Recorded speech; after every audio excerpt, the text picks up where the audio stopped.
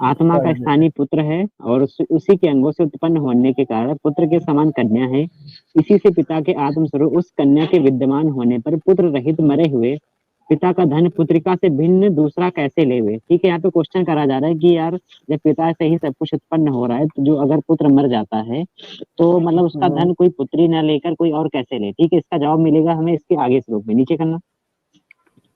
देखो अभी मैं दूसरे से पढ़ रहा, जैसे श्राप वैसा पुत्र, ये बाप लिखा है। नीचे करना, नीचे। अरे नीचे वो नहीं, मैंने एक दूसरा भी खोला ना मनुस्मृति, ये बता रहा मैं। अभी इस पे कर लेते हैं भाई, थोड़ा नीचे करो। वो नहीं, यही वाला। चलो पढ़ो।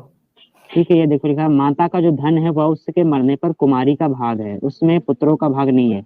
कुमारी कहने से बिना ब्याही जाननी वाली चाहिए। और पुत्र रहित मरे हुए नाना का धन दोहित्र अर्थात पुत्रिका पुत्री सब ले। यहाँ पे पता क्या चल रहा है, यहाँ पे जो धन किसका कौन लेगा इसकी बात चली जा रही है। ठीक है, यहाँ पे क्या दिखाना चाह रहे? ये तो बोल रहे थे वहाँ महिलाओं की इज्जत वाली कुछ बात दिखा रही थी। हाँ चलो, दूसरे जो मैंने भेजी ना, दूसरे भी दिखा दो। रुको मैं खोल लूँ वाला। देखा नहीं क्या शायद आपने, ऊपर लिखा है पुत्र पुत्री समान है, वो क्यों नहीं दिखा किया रहे? जा रहा है, सुनो तो उस पे क्वेश्चन, वो क्वेश्चन मार्क लगाया ना कि ये क्वेश्चन किया जा रहा है कि सभी एक एक से उत्पन्न हुए हैं तो फिर अलग कैसे। तो वही तो, इसमें गलत क्या है? तो स्टेटमेंट नहीं, वो क्वेश्चन किया जा रहा है, समझ रहे हो ना, क्वेश्चन और स्टेटमेंट में डिफरेंस होता है। नहीं वही तो ऊपर, लेकिन इतना तो है ना कि मतलब पुत्र पुत्री समान है, उसमें ये लिखा है क्या कि क्या पुत्र पुत्री एक समान होते हैं या नहीं? उसमें तो धन की बात आ रही है ना, और पुत्र पुत्री समान है ये दिखाया गया है, आप देख सकते हैं यार। समान है तो उसकी बोले कि उसमें पत्नी, वो उसमें पुत्री का नहीं ले सकती, ये भी क्यों लिखा है अगर समान है तो? ये भी तो लिखा है भाई कि जो दादाजी का रहेगा, नाना जी का रहेगा, वो सिर्फ पुत्र ही लेगा। फिर ऐसा क्यों लिखा है ये बताओ? अरे तो क्या है गलत है उसमें? पुत्री जो है ना मतलब अच्छा है ना, लड़कियों के लिए, महिलाओं के लिए अच्छी बात है लिखी।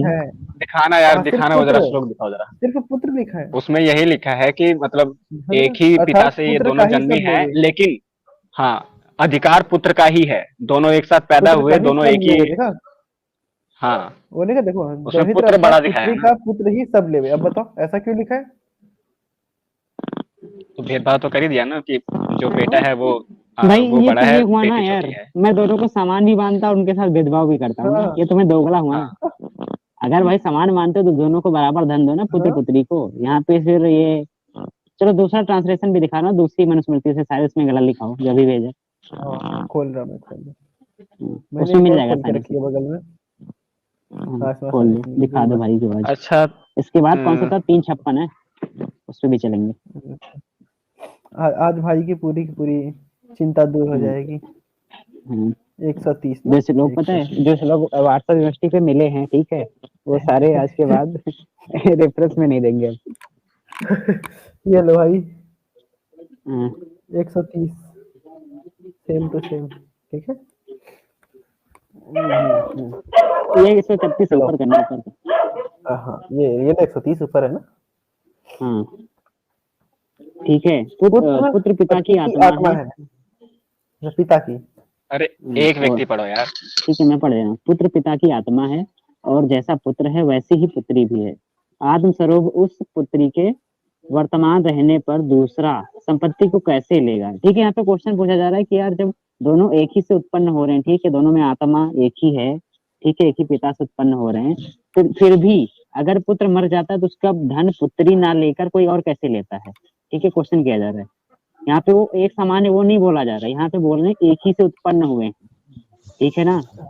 ये क्या बात है, एक मिनट, वहां पर उतना तो लिखा है कि पुत्र पुत्री समान है, फिर क्वेश्चन बाद में किया जा रहा है कि ये कैसे ले रहे हैं।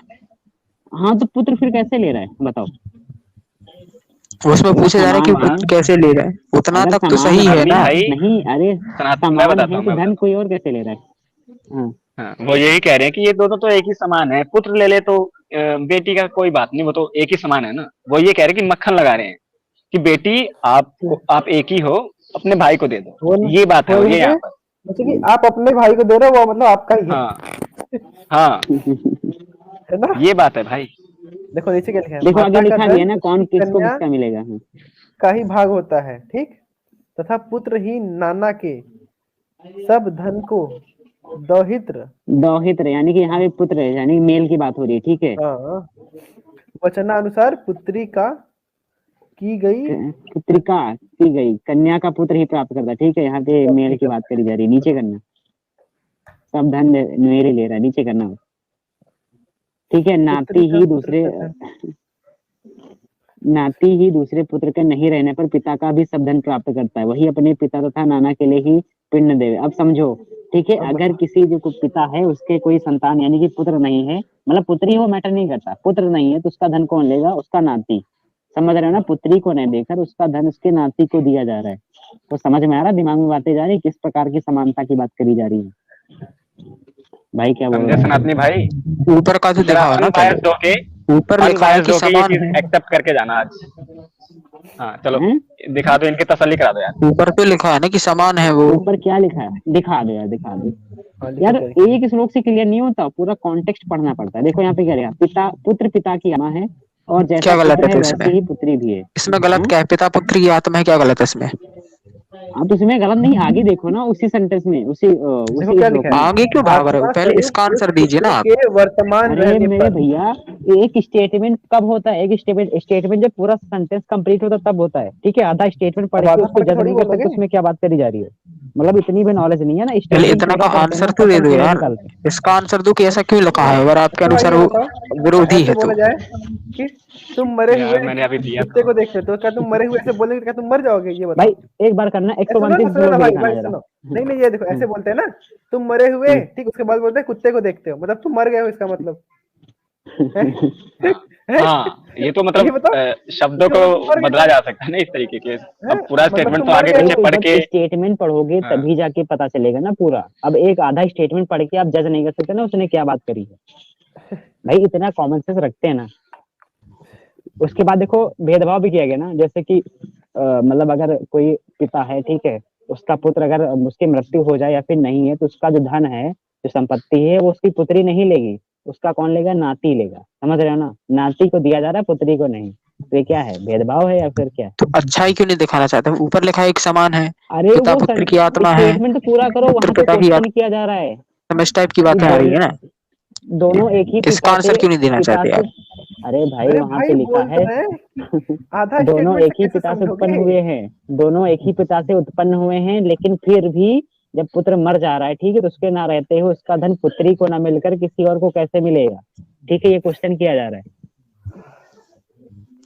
इसमें तो यह है ना कि क्या है? पुत्री वर्तमान में रहने पर कोई और कैसे धन ले? हाँ पुत्री है तो फिर हाँ और तो कोई धन कैसे ले सकता है? हाँ तो हाँ तो कैसे ले सकता है, उसका जवाब नीचे है ना, कौन क्या लेगा? उसमें लिखा है ना कि अगर पिता का पुत्र में नहीं है तो उसका धन पुत्री नहीं, कौन लेगा? उसका नाती लेगा, वो इसका पिंडदान करेगा। तो जवाब तो दिया है ना नीचे। भाई ये तो नहीं, ऊपर यही लिखा दिया गया है कि नहीं, एक सुनो समान है, जब वो पुत्री तुमको आत्मा मेरा है। सेंटेंस समझ में आया, जो मैंने इसमें क्या सेंटेंस दिक्कत है? अरे भाई सनातनी भाई, एक ही ये बात सुनो रिपीट कर रहे हो आप, पहले, समझ जो नहीं रहे मैंने हो ना बात सेंटेंस को। बोला वो समझ में आएगी कि नहीं, ये है ये बताओ, है? जो मैंने छोटा सा सेंटेंस बोला, तुम मरे हुए कुत्ते को देखते हो, समझ में आया कि नहीं आया, ये बताओ। नहीं, मुझे तो नहीं आया समझ में, ये फालतू सा। हाँ, तो ऐसे आपका ए भाई स्टेटमेंट नहीं फालतू समझ ही में है, आएगा। ठीक? सुनो ना, ऐसे ये भी भाई स्टेटमेंट फालतू ही हाँ है। हाँ भाई, किसी का लेकिन ये तो क्लियर जब कर तक रहा है ना पूरा भाई स्टेटमेंट। हाँ ऊपर क्वेश्चन है, नीचे जवाब भी दिया गया है ना। अच्छा वही तो एक पूरा बार इसको पहले खुद 129 श्लोक पढ़ना दिखाना पड़ेगा मेरे को। अजीत, ओहो भाई 129 ठीक है श्लोक हाँ, एक बार दिखाना पढ़ जरा। लेना अच्छे से, दोबारा भी बात कर सकते हैं इसके और ऊपर। कौन सा था? हाँ